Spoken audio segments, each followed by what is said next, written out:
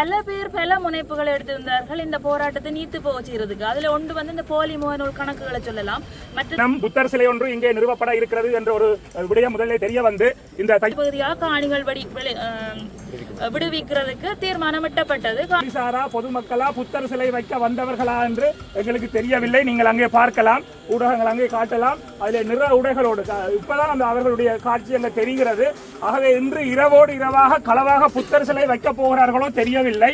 அப்படி அனைத்து முடிக்கப்பட்டு விட்டன என்ற ஒரு ஸ்ரீலங்கா காவல்துறையினர் இங்கே காவலாக மறைத்து வைத்துக் கொண்டு நிற்கிறார்கள். அங்க உள்ளே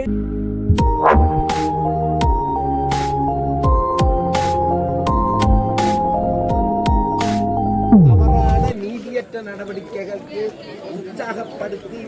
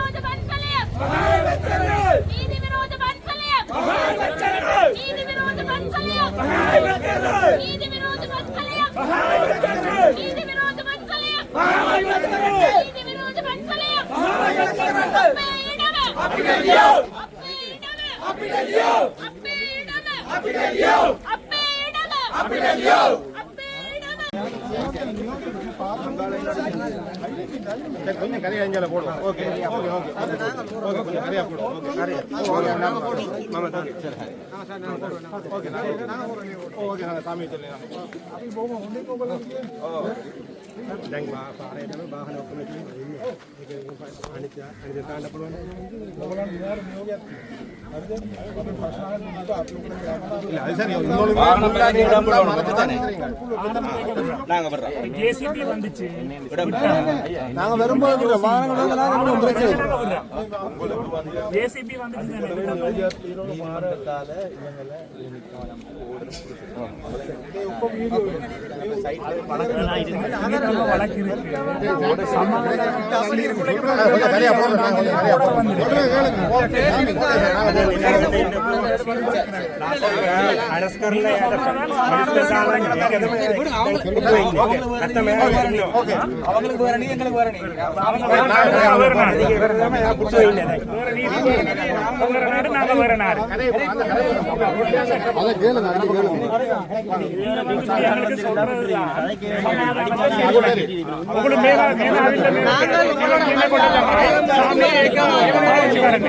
அது நடக்குது. எங்கட சாமி நீதி எங்கமே அப்படி இல்லை.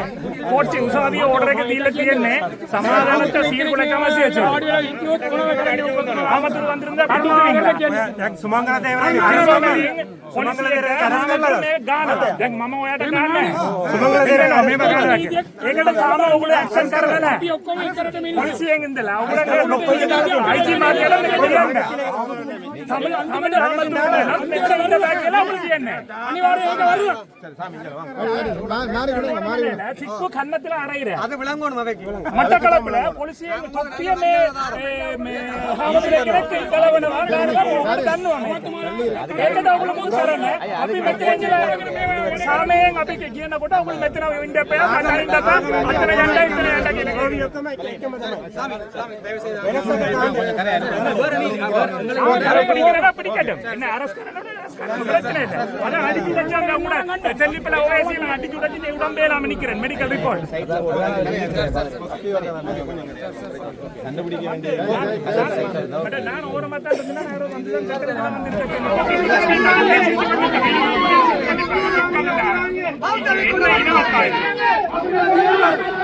அடி வாங்க அடி வாங்க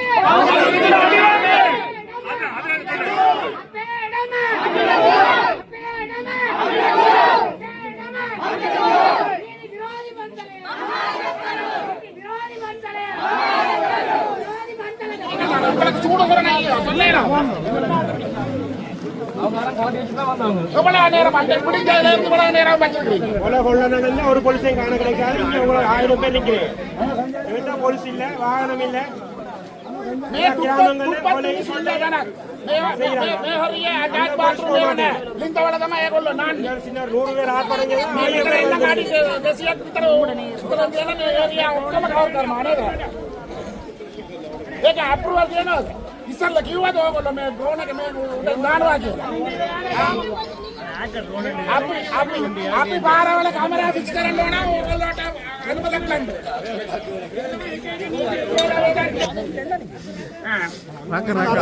சிஐடியினர் வந்து அந்த ரோன் கேமரா விட்டு வந்து எல்லாத்தையும் நோட்டம் விடுற காட்சியை தான் பார்த்து கொண்டு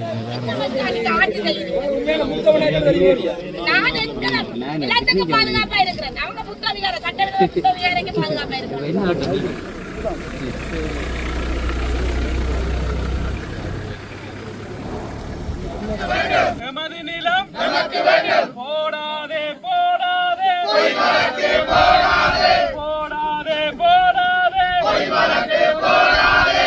ஆடாதே ஆடாதே அதிகமாக ஆடாதே. ஆயுதங்களுக்கு அடிபணிய மாட்டோம். அடக்குமுறைகளுக்கு அடிபணிய மாட்டோம். ஆயுதங்களுக்கு அடிபணிய மாட்டோம். தன்மான தமிழர் நாம். தன்மான தமிழர் நாம். எமது நீளம் போடாதே போடாதே பொய் வழக்கு போடாதே. போடாதே போடாதே பொய் வழக்கு போடாதே. போடாதே போடாதே பொய் வழக்கு போடாதே. போடாதே போடாதே எமது நீளம் எமது நீளம் எமது நீளம் எமது நீளம் எமது நீளம் எமது நீளம் எமது நீளம் சிங்களர்களுக்கு நீதி. சிங்களர்களுக்கு நீதி.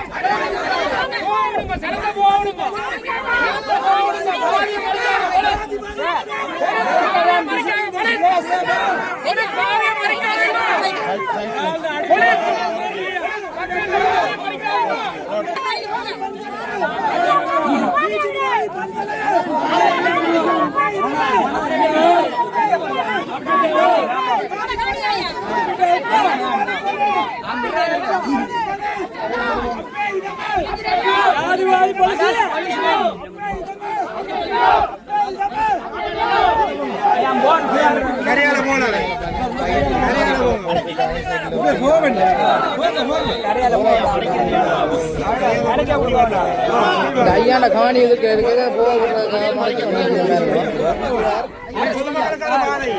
பொதுமக்கள் போகலாம். அந்த ரோட்டை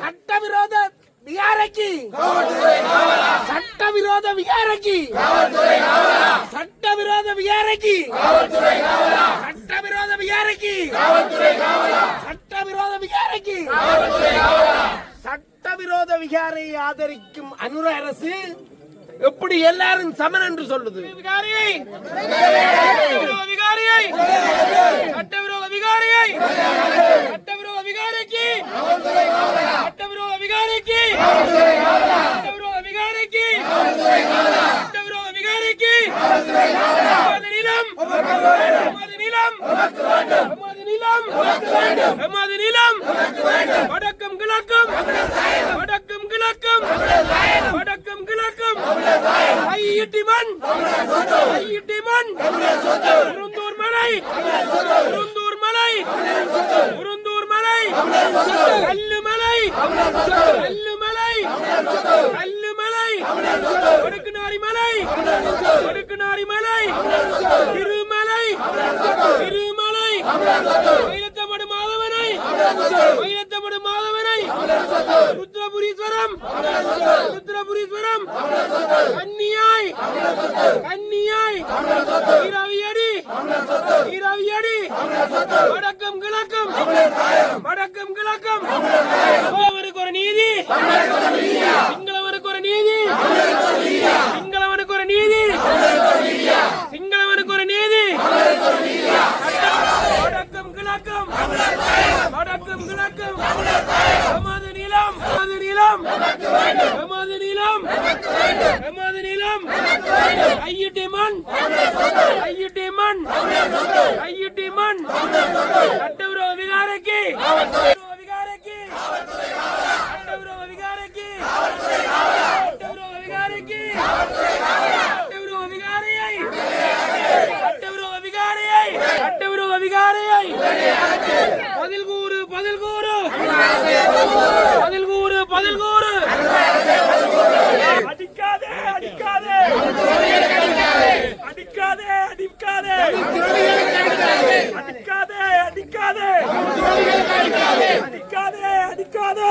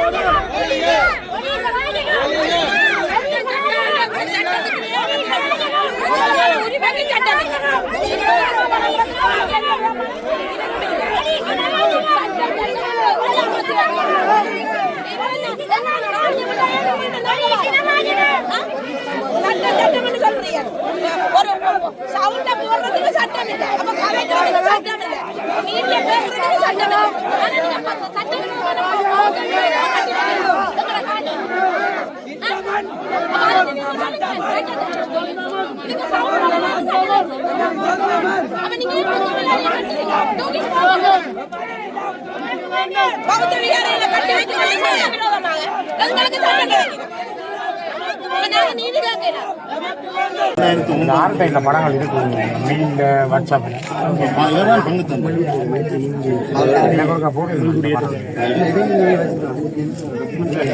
நான் புதுசாக எடுக்கிறதுக்கு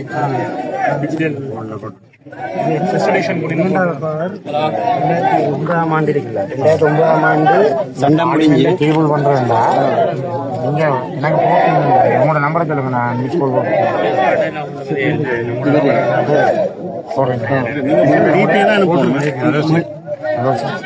கால் நான் எடுத்து அனுப்புறேன் அது படத்தை அதுல டிஜிட்டல்ல எடுத்தா தான் கொடுத்தா இது அதுக்குள்ள இருக்கிற ஒரு சில இதுவாளு எங்கிட்ட ஆதாரமா இருக்கிற என்ன எத்தனை 16க்கு மேற்பட்ட கோயில் 2 மதத்திலையும் சேர்ந்த கோயில் இருக்கு.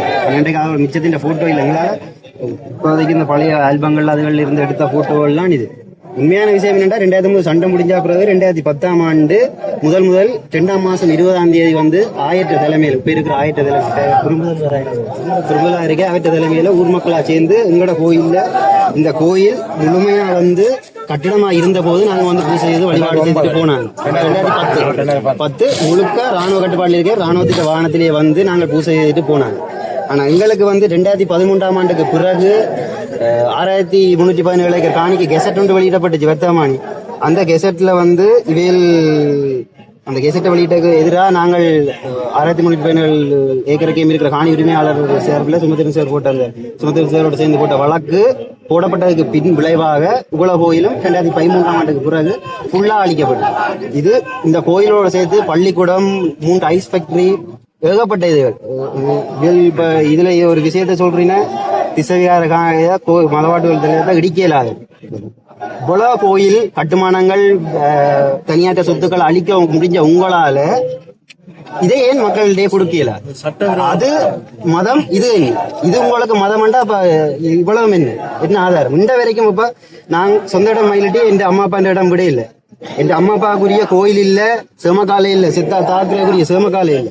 இந்த வரைக்கும் நாங்கள் அகதியத்தான் இவ்வளவு காலம் நடந்த எங்கட தமிழக பிரச்சனையில இவ்வளவு பேர் இத்தனை ஆயிரம் மண்ணுக்காக செத்தாக்களுக்காக இன்றைக்கு அவ்வளவு பேர் உயிரை கொடுத்து போராஞ்சது இந்த நிலத்துக்காக. ஆனா இன்றைக்கு வந்து அவையில் வந்து இறந்ததுன்ற ஒரு நன்றி கடன் கூடி இல்லாம இன்றைக்கு ஒரு 14-15 குடும்பம் இன்றைக்கு தைட்டு வியாரிக்காக போராடி கொண்டிருக்க அகிம்சை வழியில கூடி வந்து ஒரு ஒத்துழைப்பை கொடுக்குற அளவுக்கு சுயநலமான மக்களா போயிட்டு ஒட்டுமொத்த சமூகமா ஒன்றிணைஞ்சு போராட்டம் செய்த மக்கள்ல அகிம்சை வழியில கூடி வந்து ஒத்துழைப்பு வழங்குறதுக்கு பெருமளவான மக்கள் இல்லை இங்க இருக்கிறார்கள். என்ன ஒரு விஷயம் என்னன்னா வழிவடக்கு, அதாவது இந்த போர் முடிஞ்ச பிறகு இந்த வரைக்கும் இந்த வழிவடக்குல வந்து பாதிக்கப்படுற ஆக்கள் வந்து இந்த போர் நடந்தா பிறகு தமிழ் போர் நடந்தா பிறகு பிரச்சனையில் இருக்கிற வழிவடக்கு, திருவோணமலை, வெடுக்குநாரி, கொக்குத்தொடுவாய் இப்படியான பிரச்சனை. மற்ற எல்லாருமே அரசாங்கம் அபிவிருத்தி செய்து என்ன ரோட்டு போடுது, லைட்டு போடுதுன்னு சொல்லி சந்தோஷமா இருக்கணும். எங்களை யோசிக்கிறேன்னு இல்லையா? நாங்க இந்த வரைக்கும் 90ஆம் ஆண்டு என் அப்பா அம்மா இடம்பெயர்ந்து இந்த வரைக்கும் சொந்த இடத்துல குடியேறாம இருக்கிறோம். உங்களால் என்ன செய்ய? ஜனாதிபதி மயிலிட்டியில காவல் முதல் விஜயத்துக்கு வந்த போது சொன்னார் மக்கள்கிட்ட காணி மக்களுக்கு எத்தனை வருஷத்துல விடி இடம்பெயர்ந்து 35 வருஷமா போயிட்டு உங்களால அதை எப்ப விடையலாம்? அவன் செத்தா கொண்டு தாக்குறக்கூடிய இடம் இல்லையே. அந்த காணியில அனுகுணமா கொஞ்சமா சேர்த்து காணி எடுத்து வீடு கட்டின வேளால இன்றைக்கும் தலை நிறைச்சு சாகிற வயசுல இருக்கிறார்களால கூடி அந்த காணிக்க போகலாம் இருக்கண்டேக்கு அது என்ன நியாயம்? உங்களால அடாத்தான முறையில தனியாட்ட காணியை பிடிச்சு ஒரு விஷயத்த உங்களால செய்ய மக்கள்கிட்ட காணியை மக்களுக்கு கொடுக்கலாத இவ்வளவுதான் நடக்குது. இன்றைக்கு மாவட்ட சந்தியில இருந்து பலாளி சந்தி வரைக்கும் எத்தனை முப்படையினம் சேர்ந்து எத்தனை கடை வச்சிருக்கேன், சலூன் வச்சிருக்கேன், வெல்ஃபேர் ஷாப் வச்சிருக்கேன், பலசர கடை வச்சிருக்கேன். எனக்கு தெரிஞ்சு ராணுவம் விளக்குமாறு செய்து கொண்டு போய் விக்குதுண்டு எனக்கு தெரிஞ்ச ஒரு ஆக்கள் சொன்னது. இரவுல விளக்குமாறு செய்து அவ்வளவுக்கு எங்கட வருமானத்தை சுரண்டி இந்த இடத்துல இருந்து எங்களை வெளியேற்றதுக்கான நடவடிக்கையா நடக்கும். எல்லா சொத்தையும் காவர்ல இருந்து ஏர்போர்ட் இதுல இருந்து இப்ப ஹாஸ்பிட்டல்ல வந்து தேசியமயம் எல்லாத்தையும் தேசிய சாங்களை கொடுத்துட்டு நீங்க என்ன செய்ய போறீங்க? அதுக்காக வலுவேறும் செத்தவங்க ஒவ்வொரு சதுர அடி நிலத்துக்காக தங்களோட உயிரை கொடுத்தது இதுக்காவா? கொஞ்சம் யோசிக்காம இங்க இப்ப வரைக்கும் இந்த போராட்டத்தால பாதிக்கப்பட்டிருக்கிற மக்கள் யாழ்ப்பாணத்தை பொறுத்த வரைக்கும் யாழ்ப்பாணத்திலையும் பிரச்சனை இல்லை, வேற இடங்கள்லயும் பிரச்சனை, முழுமையான பிரச்சனை அனுபவிக்கிற வெளிவடக்கு மக்கள் அதை கவனிக்கிறீங்க இல்லையே? எங்களுக்கு எங்களுடைய காணிகள் வேணும். உங்களால இவ்வளவு கோயில்கள் பள்ளிக்கூடங்கள் இடிக்க முடிஞ்சதுண்டா நாங்க இடியன்னு சொல்லல, அதுக்கான தீர்வு உங்களால வழங்கலுமா, நீதியை வழங்கலுமா? இன்றைக்கு நீங்க கோர்ட்ஸ் ஆர்டர் அது இதுன்னு சொல்லி எங்களை தடுக்கிறீங்களே தவிர அதுக்கான நீதி இன்றைக்கு இவ்வளவு பிரச்சனை இன்றைக்கு மக்கள் செய்யறப்போதுதான் ஜிஏ வந்ததா இருக்கலாம், அமைச்சர் மேயர் வந்ததா இருக்கலாம், வெளியில் ஒவ்வொருத்தர் கருத்தை வெளியிடணும். இது தனிமனே ஒரு கண் துடைப்பு. ஏன்னா ஜனாதிபதி வந்து இங்க ஒரு விஷயம் சொல்லிட்டு போனா மக்கள்கிட்ட காணி மக்களுக்கு ரெண்டு வரைக்கும் முழுமையா விடுவிக்கப்படுது. அப்படி இருக்க கட்டம் கட்டமா விடுவிக்கப்படும் பொய்யானது, அதுக்கு நாங்க ஏற்றுக்கொள்ளவும் கூடாது. ஏண்டா எங்கட பலத்தை குறைக்கிறதும் எங்கட வீரியத்தை குறைக்கிறதுமான செயற்பாடு தான் இது. பகுதியா விடுறேன் 17 ஏக்கர் காணியை விடையலாது என்று சொன்னா மிச்சம் இருக்கிற 2008 ஏக்கர் காணியை இப்ப விட போறோம். அந்த 2008 ஏக்கர் காணிக்கும் அந்த 6317 ஏக்கர் காணிக்குமா சேர்த்து போடப்பட்ட வழக்கு தான் இப்பயும் நடந்து கொண்டிருக்கு. அப்படி இருக்க நாங்க என்ன சிறப்பு வழக்கு என்னத்துக்காக போடணும்? அதுக்கே தீர்வில் என்ன நடக்குது ஏது நடக்குதுன்றதே இல்லை. இப்ப இந்த இதுக்கும் போட்டு மக்களை இன்னும் நீங்க கஷ்டப்படுத்துறவங்க அப்படி ஒரு வழக்கு போடப்பட்டா இங்க இதுல 2 போராட்டம் செய்யவே இல்லை. அவையிலும் செய்ய வேணா வேண்டினா இவையிலும் செய்ய வேணா அப்படியாத வளர்ந்து கொண்டே போகும். நாங்கள் எங்களோட வாட்டிலே போகணும்.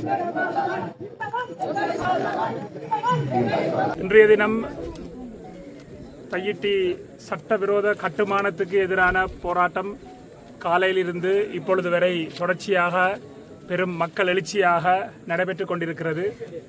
அந்த விதத்திலே இந்த சட்டவிரோத கட்டுமானம் தனியார் காணிகளுக்குள்ளே அமைக்கப்பட்டிருக்கிறது.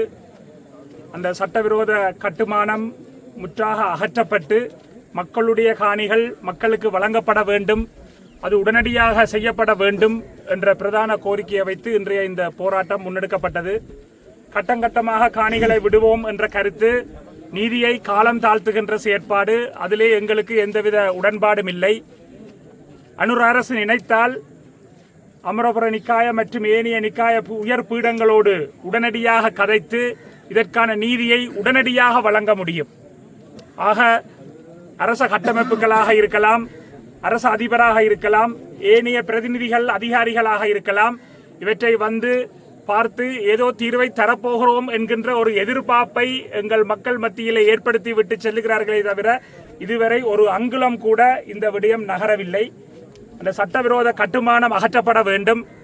அதற்கு முதலாக இங்கே இருக்கக்கூடிய அந்த விகார சட்டவிரோத கட்டுமான அந்த விகாராதிபதி இங்கிருந்து அவர் அகற்றப்பட வேண்டும்.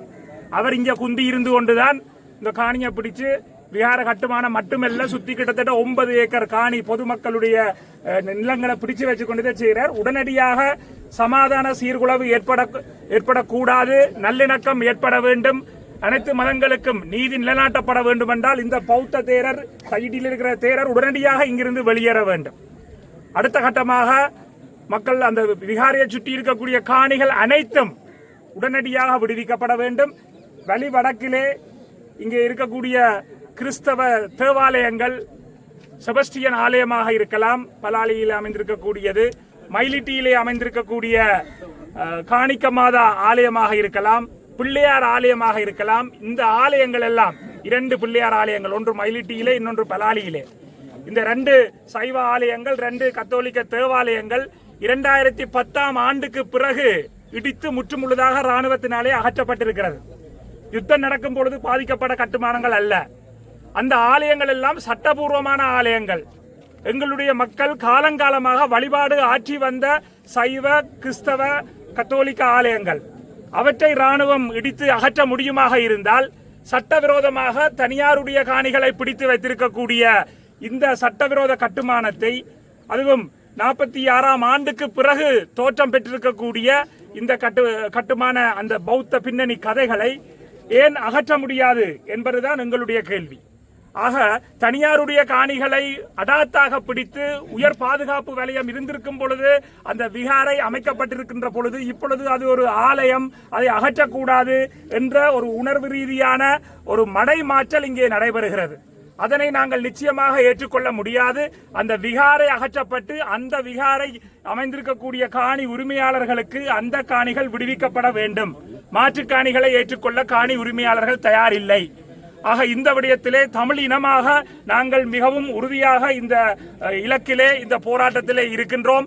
இதுக்கு பதிலாக மாற்று காணிகள் ஆலயம் அகற்றக்கூடாது என்றால் எங்களுடைய ஆலயங்களை நீங்கள் அகற்றும் பொழுது உங்களுடைய அந்த நீதி எங்கே போனது? ஆக இது நிச்சயமாக அகற்றப்படக்கூடிய விடயம். அதுதான் மத நல்லிணக்கத்தையும் நீதியை நிலைநாட்டும் என்ற அடிப்படையிலே உடனடியாக இதற்கான தீர்வு எட்டப்பட வேண்டும்.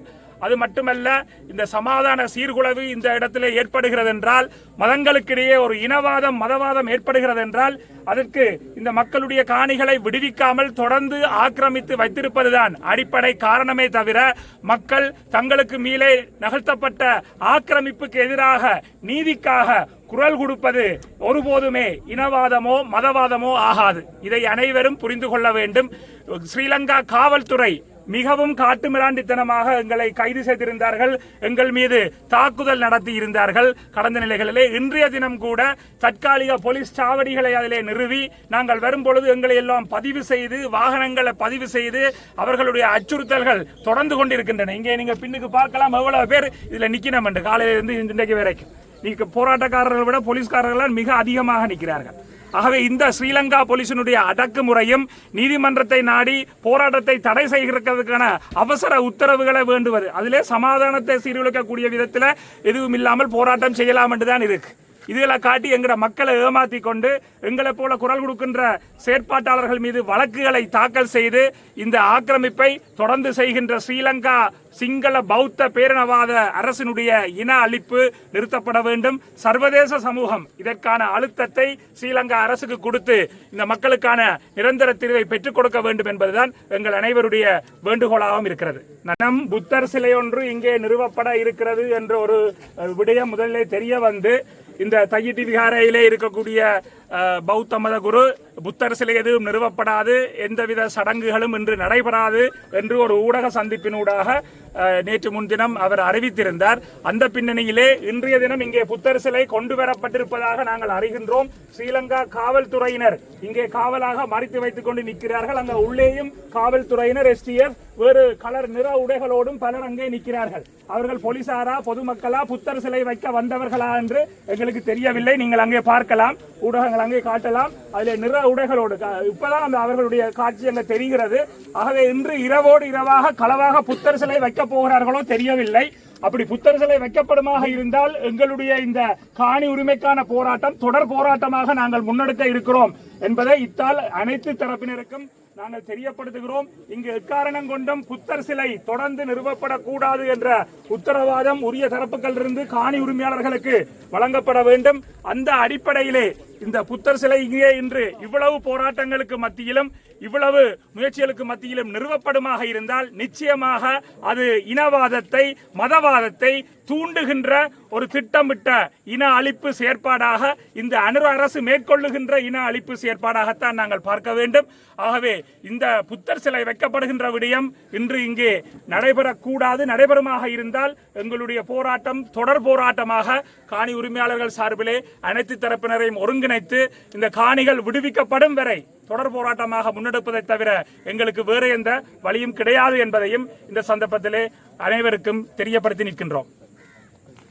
சவேந்திர சில்வாவால் அடிக்கல் நாட்டப்பட்டு அரசாங்கத்தால் நிதி ஒதுக்கப்பட்டு இராணுவத்தால் கட்டப்பட்டு போலீசாரினால் பாதுகாக்கப்படும் இந்த சட்டவிரோத விகாரையின் விகாராதிபதி ஒரு காக்கி உடை அணிந்து அதை களைந்து தற்பொழுது காவி உடை தரித்து அங்கே கடமையில் இருக்கிறார்.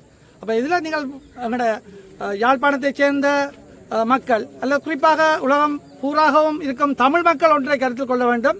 இந்த விகாரையின் நோக்கம் என்ன என்று மீண்டும் சொல்லுகிறேன். இது ஒரு அரச யந்திரத்தால் அரசாங்க பணத்தில் கட்டப்பட்ட விகாரை. அங்கே காவல் கடமையில் இருப்பதும் அரச யந்திரம், உள்ளே இருக்கும் விகாராதிபதியும் முன்னர் காக்கியுடை தரித்து இப்பொழுது காவியுடை தரித்திருப்பவர். அவருக்கு இப்போதும் சம்பளம் அந்த பழைய சம்பளம் வந்து கொண்டிருக்கிறவங்களுக்கு தெரியாது. எனவே இதன் அடிப்படையை புரிந்து கொண்டு சில கருத்துக்களை தெரிவிப்பவர்கள் தெரிவிக்க வேண்டும். நாங்கள் எங்கட காணி எங்கட இடத்துக்காக நாங்கள் சண்டை பிடிக்கும் போது எங்களை கொச்சைப்படுத்தாதீர்கள், தயவு செய்து கொச்சைப்படுத்தாதீர்கள். கள்ளக்காணி, கள்ள உறுதி, செம்மறி நாயல், போய் வழக்க போடுங்கவன், இப்படியான கதையில காய்ச்சி எங்களை புண்படுத்தாதீர்கள். அதேவேளை இந்த விகாரை எடுக்க வேண்டும், விகாரையை அப்புறப்படுத்த வேண்டும் என நிறைய மக்கள் மனதிலே நினைத்திருந்தாலும் அவர்களுக்கு அந்த கருத்தை வெளிப்படையாக இந்த கமெண்ட்ஸில் சொல்ற தன்மை இல்லை. அவர்கள் பார்த்து தட்டி போட்டு போறார்கள். ஆனால் இதற்கென்றே பிளான் பண்ணி அங்கே இருப்பவர்கள் எதிரான கருத்துக்களை மிக இலகுவாக திணிச்சு கொண்டிருக்கும் போது பார்ப்பவர்களுக்கு ஓஹோ இது காணிக்காரெல்லாம் பிள போல அடக்கு என்ற ஒரு தோற்றப்பாடு வருகிறது. எனவே தயவு செய்து இந்த யூடியூப்லயோ அல்லது ஃபேஸ்புக்கிலேயோ பார்த்து கொண்டிருக்கும் அனைத்து பார்வையாளர்களும் தயவு செய்து நீங்கள் இந்த விகாரைக்கு சார்பாகவா அல்லது காணி உரிமையாளருக்கு சார்பாகவா இருக்கிறீர்கள் என்பதனை வெளிப்படுத்த வேண்டும். பலர் கிட்டத்தட்ட 70% மக்கள் எங்களுக்கு சார்பாக 80% மக்கள் எங்களுக்கு சார்பாகவே இருக்கிறார்கள். அரச கட்சியை சேர்ந்தவர்களோ அல்லது பணத்திற்காக வேலை செய்வர்களோ மற்ற மாதிரி நெகட்டிவான கமெண்ட்ஸ் போடலாம். ஆனால் எங்களுக்கு ஆதரவாக இருந்து கொண்டு பார்த்து விட்டு தட்டி விட்டு போகாமல் நீங்கள் தயவு செய்து எங்களுக்கு ஆதரவை அதிலே கொடுங்கள். அப்போதான் எங்களை ஆதரவு நிலை அங்கே அதிகமாக காணப்படும். அல்லது எதிர்நிலையான கருத்துக்களே மேலோங்கும் என்பதனை இந்த சந்தர்ப்பத்திலே கூறிக்கொண்டு புத்த விகாரை இருக்கும் காணிகள் 4 கட்டங்களாக விடப்படும் என்ற ஒரு கதை இங்கே ஒரு தவறான சித்தரிப்பாக இங்கே வெளிக்கொணரப்பட்டு இன்றைய போராட்டத்தை மழுங்கடிப்பதற்காக அது பூதாகரமாக உருவெடுத்திருந்தது. உங்களுக்கு வடிவாக தெரியும், நாங்கள் தெளிவாக சொல்லியிருந்தோம். இது ஒரு முன்வடிவாக அவர்கள் எங்களிடம் கேட்டபோது நாங்கள் அன்று அதை மறுத்திருந்தால் எங்களுக்கு மாவட்ட செயலாளர் விடப்பட்ட அந்த ஊடக அறிக்கை எவ்வாறு அமைந்திருக்கும் என்றால், முழுமையாக புத்த விகாரை உரிய காணி விடுபட இருந்தபோது காணி உரிமையாளர்கள் அதனை குழப்பிவிட்டு சென்று விட்டார்கள் என்பதனால் நாங்கள் அன்று அந்த இடத்தில் அமைதியாக இருந்தோம். ஆனால் ஒரு விடயத்தை சொன்னோம், 4 கட்டம் என சொல்கிறீர்கள். 4 கட்டம் என்றால் ஒவ்வொரு கட்டத்துக்கும் இடையில எவ்வளவு இடைவெளி என்று சொல்லுங்க. அதை அவர்கள் சொல்லவில்லை. அதோடையே எங்களுக்கு தெரிந்துவிட்டது இது இந்த போராட்டத்தை மழுங்கடிப்பதற்கான ஒரு முன்மொழிவு. அது திட்டமிட்டு செய்யப்பட்டதோ தற்செயலாக செய்யப்பட்டதோ தெரியாது. ஆனால் இதன் அடிப்படை அம்சம் அதுதான். எனவே நாங்கள் கட்டமாக 10 வருஷத்துக்கு கட்டமாக நாங்கள் பார்த்து கொண்டிருக்க முடியாது. எனவே இந்த முன்மொழிவு சம்பந்தமாக மாவட்ட அரசாங்க அதிபர் உடனடியாக தனது அறிக்கையை விட வேண்டும். அன்று கூட்டத்தில் நடந்த அறிக்கையை எங்களுக்கு காட்சிப்படுத்த வேண்டும். நாங்கள் கீழே சைன் பண்ண வேண்டும் என கேட்டிருந்தோம். ஆனால் அன்றைக்கு கூட்டம் முடிந்த பின் எங்களுக்கு அந்த அறிக்கை காண்பிக்கப்படவில்லை. எனவே நாங்கள் அவர்களுடன் ஒரு இணக்கப்பாட்டுக்கு வந்துவிட்டோம் என்ற ஒரு தவறான சித்தரிப்பு இங்கே வெளிவந்திருக்கிறது. அது தவறு என இந்த சந்தர்ப்பத்திலே கூறிக்கொள்கிறேன். நன்றி. அனைவருக்கும் வணக்கம். இன்றைக்கு தையிட்டியிலே ஒரு மாபெரும் போராட்டம் ஒன்று இடம்பெற்று ஒரு நிறைவு பெற நேரத்தை நெருங்கி கொண்டிருக்கிறது. அந்த வகையில் நான் சில விஷயங்களை தெளிவுபடுத்த விரும்புகிறேன்.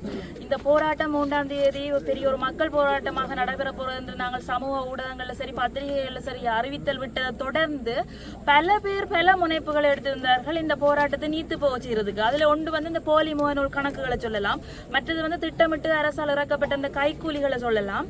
அதை அடுத்து அரசாங்க நான் அதை சொல்லலாம தெரியல, ஆனால் எங்களை மாவட்ட செயலகத்தால எங்களை காணி உரிமையாளர்கள் கூப்பிட்ட ஒரு கூட்டம் நடந்தது. இதுவரை காலம் நாங்கள் 36 மாதமா போராடைகளை மாவட்ட செயலகம் எங்களை கூப்பிட இல்லை. ஆனால் நாங்கள் இறுதியாக நடத்தியிருந்த ஒரு பத்திரிகையாளர் சந்திப்பை தொடர்ந்து மாவட்ட செயலகங்களை அவசரமாக அழைத்து சில விடயங்கள் கலந்துரையாடப்பட்ட போது எம்மால் பரிந்துரைக்கப்பட்ட விடயங்கள் எதுவுமே கருத்தில் கொள்ளப்படாது. அவர்களால் ஒரு திட்ட வரைவு ஒன்றை நடைமுறைப்படுத்துவதற்கு எங்களை ஆமோதிக்க வைத்தனர். அந்த நேரம் கூட அதுவுமே ஒரு இறுதி திட்டமாக அல்லாது அந்த விகாரா சம்பந்தப்பட்ட இந்த பௌத்த துறவி என்று நான் அவரை சொல்றது இந்த இடத்துல பொருத்தம் இல்லை என்று நினைக்கிறேன். ஏன்னா துறவி என்று சொன்னா உண்மையா அந்த மண் மீதோ பெண் மீதோ பொன் மீதோ எதுவும் மீதுமே ஆசை இல்லாத ஒரு அன்பு பண்பு எல்லாத்திலையும் இருக்கிற ஒரு ஆளத்தான் துறவி என்று சொல்லலாம். ஆகவே அந்த துறவி என்ற வார்த்தையை நாங்கள் விடுவோம். அந்த விகாராதிபதியிட்ட சம்மதம் எடுக்க வேணும். அவர் அவற்றை மேலிடத்துல அவற்றை பொறுப்பான சங்கங்கள்ல சம்மதம் எடுத்து தான் இந்த காணிகளை விடுவிக்க முடியும் என்று சொல்லி கூறப்பட்ட நிலையில அவர்கள் இந்த காணி உரிமையாளர்கள் கச்சேரிக்கு வெளியில அடுத்த நிமிடமே ஒரு அறிக்கை மாவட்ட செயலக முகநூல்ல போடப்படுகிறது. காணி உரிமையாளருடன் இணக்கம் பகுதியாக காணிகள் விடுவிக்கிறதுக்கு தீர்மானம் எட்டப்பட்டது. காணி உரிமையாளர்கள் சம்மதம் தெரிவித்தாங்க. இதை ஒரு பெரிய ஒரு இதாத்தான் நாங்க யோசிக்கிறோம் இந்த போராட்டத்தை நீத்து போக செய்யறதுக்காக. ஏன்னா இன்றைக்கு பல பேர் என்னோட உரையாடினவர்கள் கூறியிருந்தார்கள், நிறைய பேர் வருவதற்கு தயாராக இருந்த நிலையில் இந்த செய்தித்தாள்களில் வந்த இந்த தகவலானது அந்த தையிட்டில பிரச்சனை அனைத்து முடிக்கப்பட்டு விட்டன என்ற ஒரு பிம்பம் கிரியேட் பண்ணப்பட்டிருக்குது வெளியுலகில். அதால எத்தனையோ பேர் உண்மையா நம்பி இருக்கிறாங்க அந்த பிரச்சனை தீர்க்கப்பட்டிருக்குன்னு சொல்லி. அப்படி இப்படி கன பேர் அந்த முதலாவது அந்த சட்டத்துக்கு ஏன் போயலையே கேஸ் போடல, உறுதி இருந்தா கேஸ் போடலாம் தானே என்று சொன்னார்கள். எல்லாருக்கும் நாங்க நிறைய தரம் அதுக்குரிய விளக்கங்கள் சொல்லிட்டோமே. நாங்கள் சட்டத்தை நாடையிலே எங்களுக்கு சட்டத்துல நம்பிக்கை இல்லை, அதுக்குரிய ஸ்பெஷலா அவங்க அரசியல் அமைப்பு சட்டத்துல என்னென்ன உறுப்புரிமைகள் இருக்குன்னு சொல்லி விளக்கங்கள் நாங்க நிறைய இடத்துல கொடுத்தும் அவர்களுக்கு அது விளங்குவதற்கான மனோநிலைகள் இல்லையோ அல்லது அதுக்குரிய அறிவு மட்டங்கள் போதாதோ எனக்கு தெரியவில்லை. மெத்த படித்தவர்கள் கன பேர் தான் இவ்வாறான கேள்விகளை கேட்கிறார்கள். அடுத்தது என்னொன்றை விளங்கிக் கொள்ள வேணும், போராடுபவர்களில் கன பேருக்கு உறுதி இல்லை, ஓரிருவரிடம் தான் உறுதி இருக்கிறது. இப்ப நான் போராடைக்க சொல்லினா உண்ட பேர்ல உறுதி இல்லை, எனக்கு என் மாமாண்ட பேர்ல உறுதி இருக்குது. ஆமி பிடிச்சிருக்கிற உறுதி என் பேர்ல அந்த விடுவிக்க முதல்ல யாருமே எழுத மாட்டேன். மற்றது என் குடும்பத்துல ஒருத்தனுக்கு ஒரு பாதிப்புன்னு சொன்னா அந்த குடும்பத்தில் இருக்கிற 5 பேரும் சேர்ந்து போராடுவேமே ஒழிய இப்ப நான் ரோட்ல வைக்கணும் ஒரு ஆக்சிடென்ட் நடந்துட்டு வைப்பேன். அப்ப அந்த இடத்துல எனக்காக எனது குடும்பத்தவர் அந்த இடத்துல ஒரு விவாதங்கள்ல ஈடுபடுக்க உனக்கு ஒடிச்சவன் நீ ஏன் கதைக்கிறாண்ட மாதிரியான ஒரு செயற்பாடு தான் உண்ட பேர்லயோ காணி இருக்கு, நீ ஏன் கதைக்கிறாண்டு கேட்கிற ஆளுக்கு நான் ஒரு பதில சொல்ல வேண்டும். மற்றது கச்சேரியில் அன்றைக்கு எங்களுக்கு கூறப்பட்டது வின் சிச்சுவேஷன். 2 தரப்பு நியாயங்களையும் நாங்க கேட்டு நீதியமைச்சர்களுக்கு கூறப்பட்டது மட்டும் 2 தரப்பு நியாயங்களையும் ஆராய்ந்து 2 தரப்புக்கும் பங்கம் இல்லாத பாதிப்பு இல்லாத ஒரு தீர்வை தரப்போறோம் தான் சொல்லியிருந்தாங்க. இங்க 2 தரப்பு கதைக்கு இடம் இல்லை, பாதிக்கப்பட்டது நாங்கள் எங்கட காணியை நீங்க அடாத்தா பிடிச்சிருக்கிறீங்க. ஆகவே எங்கட பக்கம் நியாயம் இருக்குது, முழு காணியும் எங்களுக்கு பெற்று தரப்பட வேண்டும். மற்றது வந்து அந்த எங்கள்கிட்ட உறுதி இருக்கா காணி இருக்கான்னு செக் பண்ணாம ஒவ்வொரு தரட்டையும் செக் பண்ணி தாய் உறுதி தோம்பெல்லாம் செக் பண்ணி அதுவும் ஒவ்வொரு தரம் உங்களுடைய ஒரு டாக்குமெண்ட் கீப் பண்ற ஒரு அணுகுமுறையே இல்லை, உங்கள்ட்ட ஒரு டாக்குமெண்ட்ஸே இல்லை. இதுல ரெண்டை கேட்டுட்டு போறீங்க, நாளைக்கு திருப்பி கேட்டா திருப்பி ஆவணங்களை கொண்டு வாண்டு கேட்குறீங்க. உங்களுக்கு நான் ஒரு இலகுவான வழி சொல்லித்தாரேன்.